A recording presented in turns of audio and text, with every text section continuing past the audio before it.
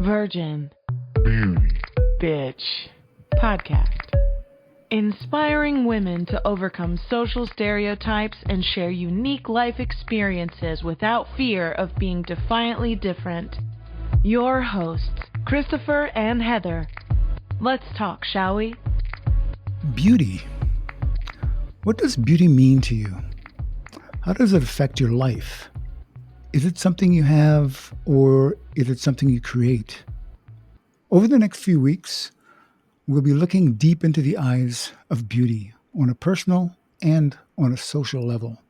Today we get personal with Beth Hildbrand, a U.S. Army veteran, cancer survivor, CEO and founder of Resilient Stars Marketing. Beth, welcome to Virgin Beauty Bitch and our beauty series. Yeah, I'm so excited to be here. Thank you. Thank you for inviting me. Now, Beth, I caught some of your videos on YouTube's as you fought the fight of your life with cancer. One video in particular caught my attention when we were doing this series, putting the series together. And it's where you give up something precious, a piece of your identity, your beautiful hair. What was the backstory leading up to that deeply emotional day for you? Well, I tell you that, and the reason why I did that is because I think that was probably the most traumatic part of being diagnosed with cancer. And that sounds crazy, but cancer, we immediately get scared. Like we think about dying early or getting really sick, but to lose your identity is even more threatening. And you don't realize what that means to you when you're completely stripped of it. So everything that you identify yourself with, every aspect of who you are is wrapped up into that person that we see in the mirror every day. And we don't really know or understand our relationship with that person until they're gone. And then we start to analyze what's left, Why your hair? Why was that such a powerful departure of your identity? Why your hair? Like I'm sure you lost weight and other things. Why was your hair so riveting and moving for you? Well, your hair is your constant.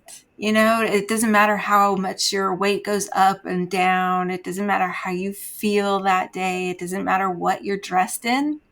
Your hair is always there. It's just a part of you. It's an extension of your personality.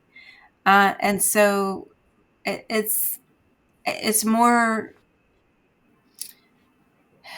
a part of your mentality of your personality, if that makes sense.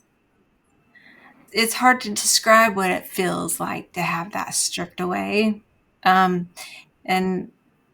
I guess I summed it up the best I can in that video, and I felt like an alien in my own body. Like I had no control over what was happening to me.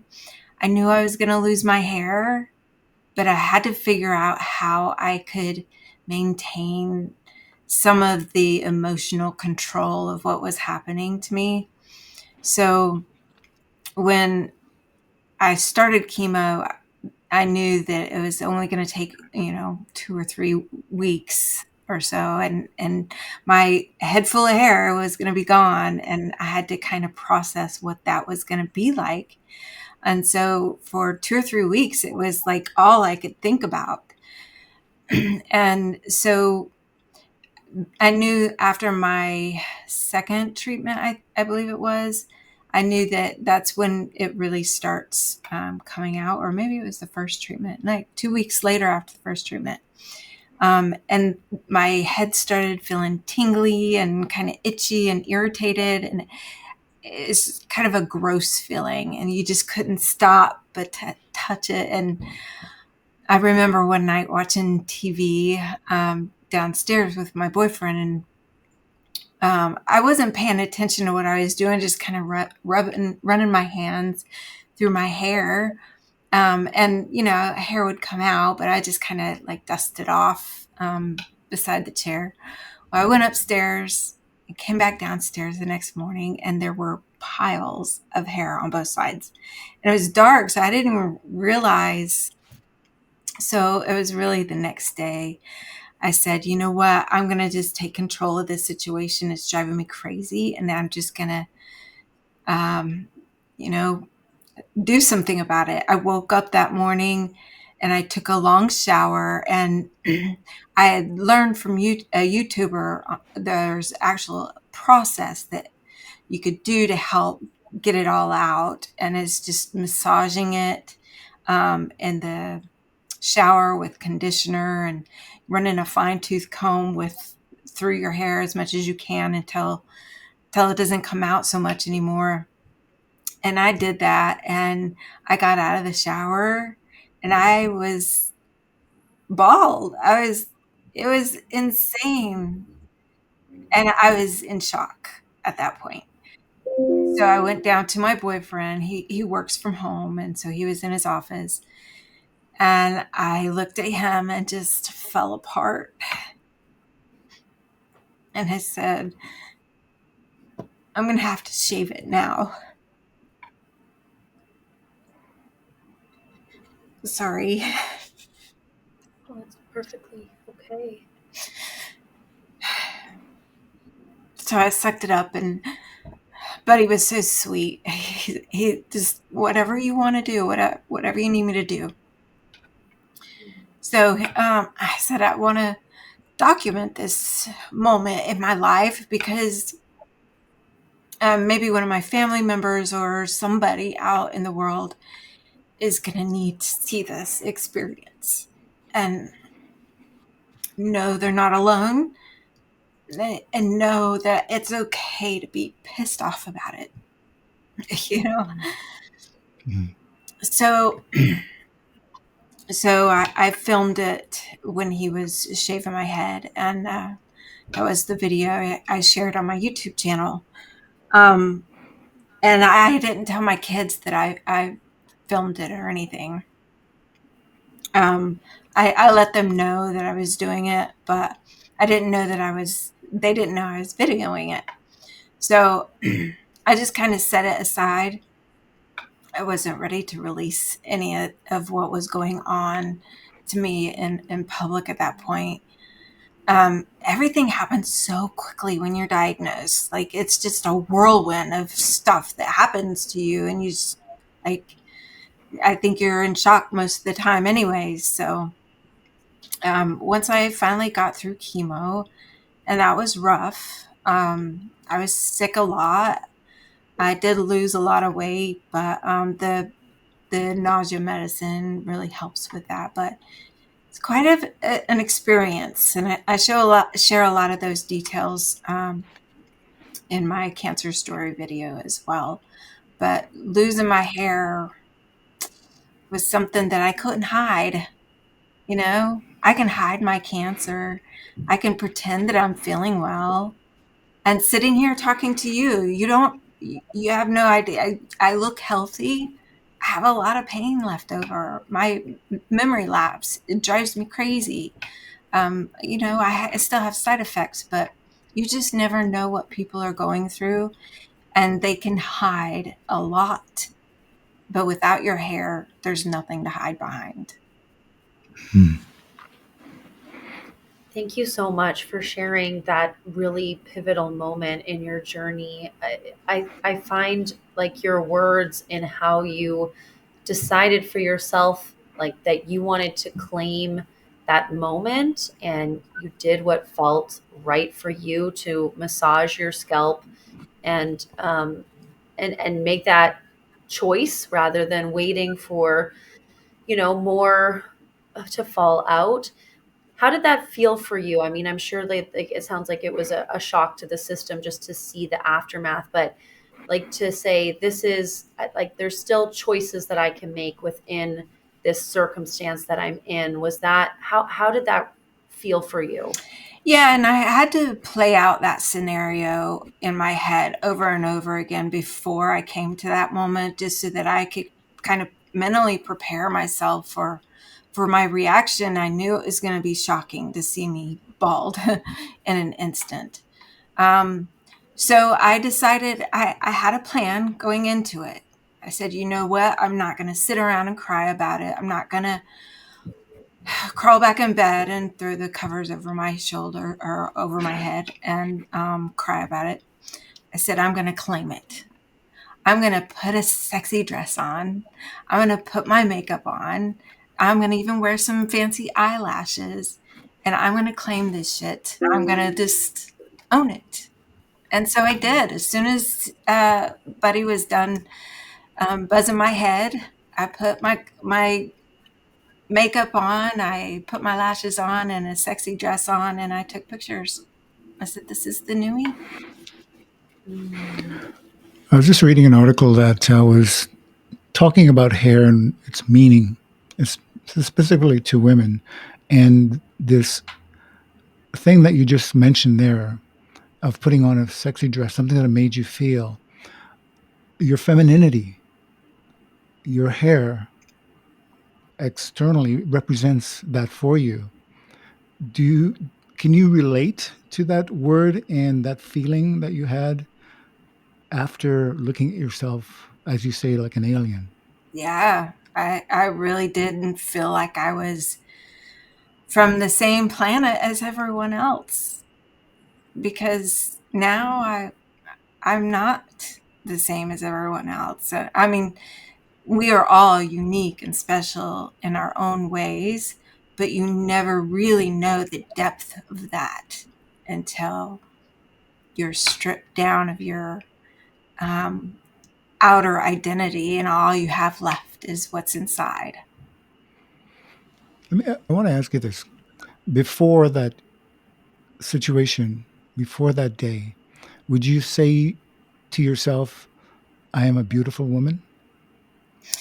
Yeah, funny you should say that. Actually, I have recently started working with a business coach and consultant, just to help me stay on track and stay focused, because my mind is all over the place. With chemo brain, it's just hard to focus on anything. But um, he's recently had me start doing affirmations in the mornings, at least 2 or 3 times a week. And I felt funny about it and kind of didn't want to do it for a while. I was like, oh, that's kind of weird. But I started doing it. And first couple of times I was like, okay, well, that wasn't so bad. It did kind of make me feel a little bit better. So this morning I really got into it and actually videoed myself in front of the mirror doing it. And I was like, wow, that was really good. So it sounds silly, but those affirmations, tell yourself, Beth, I'm beautiful, I'm smart, I'm classy, and I'm kind, and I love the value that I have to offer others. So I now I like it. I think I'm hooked. Um, it's amazing how powerful those are. I couldn't agree more that the first little while getting into affirmations can feel a little different, but once you get into them, I think they really make a big difference. It's interesting, though, to me that you hesitate telling yourself the truth. Why is that? Why do we hesitate telling ourselves the truth that I'm beautiful? Why is that so hard? I know, that's funny because I have 3 kids and 3 grandkids. And I tell them I love them all the time. And I tell them they're beautiful and they're smart all the time. Why not do that for myself? So Why these are not? the little things I'm starting to appreciate now, now that I have a second chance at life. Well, I mean, the reason we're doing this series is that we take things for granted. Beauty is something we take for granted. And in a lot of cases, we just reject it when it comes to ourselves. We can see beauty outside and appreciate it in others. However, we seem to need to reject it where we are concerned. We're trying to figure out why that is. At least have the conversation so people think about it. Yes.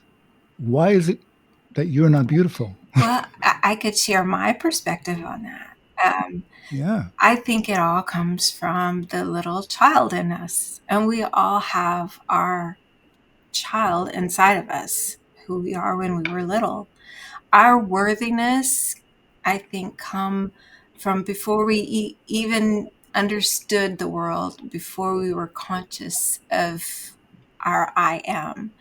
And the world around us really kind of dictated whether we were going to become or feel worthy. And if you grew up with childhood traumas or lack of emotional support or basic needs, then you're not going to grow up as an adult feeling like any different than that child felt with the lack of things. And as an adult, I think we say, in the back of our mind, we question, are we worthy of XYZ? Are we worthy of money? Are we worthy of respect? Are we worthy of whatever the case may be? And we ask that to a little child that was traumatized, and the answer is always going to be no, until you come to grips with that child and let them know that you're in charge. The thing is, though, you tell that to the little ones around you all the time. You're beautiful. You must have had that somewhat in your life when you were a little child. No one said you were beautiful. When I was a child, and I just, my most recent YouTube video that I sent out last week kind of goes into this. My childhood was wrought of neglect and child abuse, and we didn't have food or decent clothes. Our idea of going school shopping was dumpster diving behind the shoe store and trying to find a pair of shoes that weren't like shredded too much. So my self-worth has gone through a metamorphosis, and I really started examining that really after the first time I was diagnosed with ovarian cancer in 2018, because I had an emergency surgery then, and found out that I had cancer, and it was just a surgery, no treatment or anything after. I thought I got really lucky, but it started a transition in me to examine what is it about me that makes me feel that I'm not worthy of a better life. And so I started creating a better life. Now that is so beautiful. I want to go back to one of the things that you had said when we're stripped of a huge piece of our identity that we've relied on for assurance in how we physically present, and you're left with what's underneath. What was the process like for you in cultivating like this kind of metamorphosis that had started earlier, to see a beauty within? What was that process when you're stripped bare of what's outside and you're cultivating what's inside? Yeah, I think that journey had started way before chemotherapy, like you said. It was a matter of doing a deep dive and questioning everything that I thought. Why did I believe in XYZ? Why didn't I believe in XYZ? Where did I get that theory from? I took I absorbed all the different ideas and philosophies and ideologies that I could get my hands on. And this was in 2018. I just dove deep in personal development, metaphysics, different religions. And I came to the conclusion that, it's all by choice, and we are simply a computer program. We choose what program we want to run on. I love IT. I graduated with IT degree in networking, and it taught me more about how the human brain works than anything else that I've ever studied or researched. And it just makes more sense because computer and technologies kind of mapped out of the human brain. And it's just a matter of, some of those thoughts and the way we think and believe come from our environment and things that happened to us before we were even 5 or 6 years old. So you figure out what those things are that really aren't yours and rewrite the script, change the program. So, my childhood was kind of messed up, and I had a lot of stupid and messed up people around me, but that doesn't mean I have to be stupid and messed up, So, question everything and recreate what doesn't work. That's beautiful. I know part of your brand is to take what you have experienced, the things that you have gone through, the things that have challenged you, and passing on the lessons you have learned from those challenges. I know that's part of something that you truly believe in. And this idea then of feeling beautiful, being beautiful. What can you share that has transpired since you've gone through that period of not really believing? And now I believe that you believe?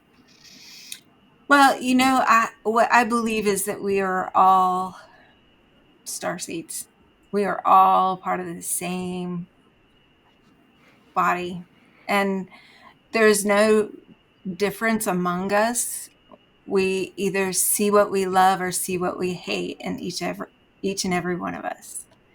But those are all lessons, either lessons of love or lessons to be overcome, and believing in yourself. And something that was really, really hard for me for a long time.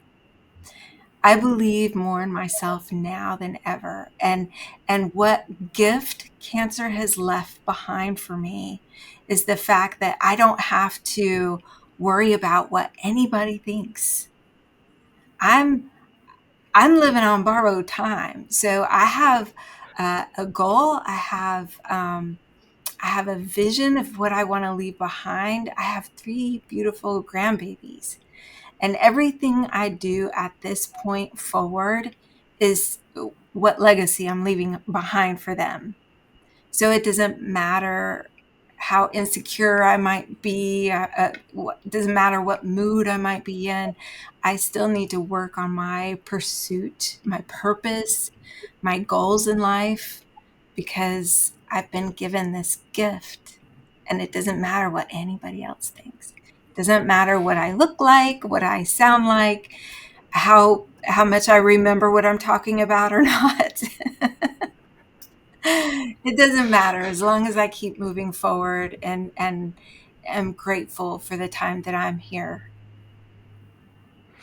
Beth, you're comfortable in your own skin. Yes, finally. It only took 50 years. Beth, we love to ask our guests some specific questions. And so I'd love to know your thoughts on what does feminine mean to you? I think feminine means to me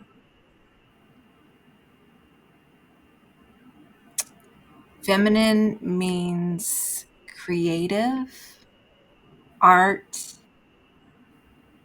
love, embrace, and strength. That moment where you saw yourself for the first time without your hair, feminine was a word that came into your soul.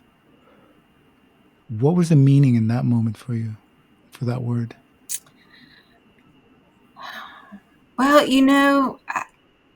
I wasn't in a feminine mindset at that point.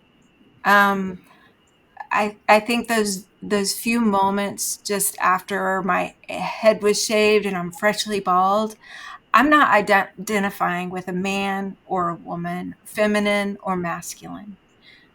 I felt like an alien that didn't identify with either sex. I'm just a body. And it was scary? It was scary.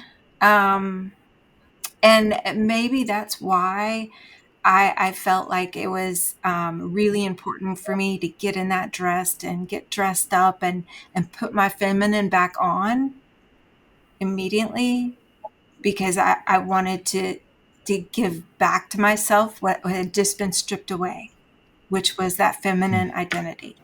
And it sounds like along the way, what it meant on the inside for you, but the outside was a way to process what was happening. Yeah, exactly. And has your definition of beauty changed since that transition that you've had to go through? Absolutely. I mean, I've always had this belief, but it just kind of solidified that beauty comes from the inside, and how you treat people, how you look at the world, how you respect others, and have a love and understanding for the earth and humanity. Those principles are what makes you beautiful. It doesn't matter what's on the outside. And as long as you're here on earth and trying to make the world a better place, that's all you need to do in life. You don't have to do anything but just be you and be nice. We could not have said that any better. Mm-hmm. Absolutely. And it's the reason we talk about this topic is to get beneath the skin, to get under the surface. Yeah, I love it. Because, I mean, that's what the world wants us to believe that it is, topical. It's not. No, that's the crazy thing that have you watched the movie Matrix? And we hear a lot about it, that we live in a matrix world. It's so true. Like, even if you really think about where the concept of money comes from, it's all made up. Beauty, the concept of beauty is made up. The concept of money is made up. All these are just man-made concepts. What really is real is what's on the inside of you. Doesn't matter what's on the outside looking in. Love it. Me too. So, Beth, we want to give you the floor because you have a business that people can engage with you and work with you. So please share that. What would you like listeners to know about what you do and how they can connect with you? Awesome. Thank you. So since my chemo ended in April, I rebranded and relaunched my marketing company as Resilient Stars Marketing. My website, resilientstarsmarketing.com. I'm in the transitioning of building a new website. So what you see now may not be the same next week, but I provide marketing services, and you can think of it as either done for you or I'll teach you how to do it for you sort of concept, where you can kind of pick and choose what task for your business that you want to maintain control of yourself, or have my team help put it all together.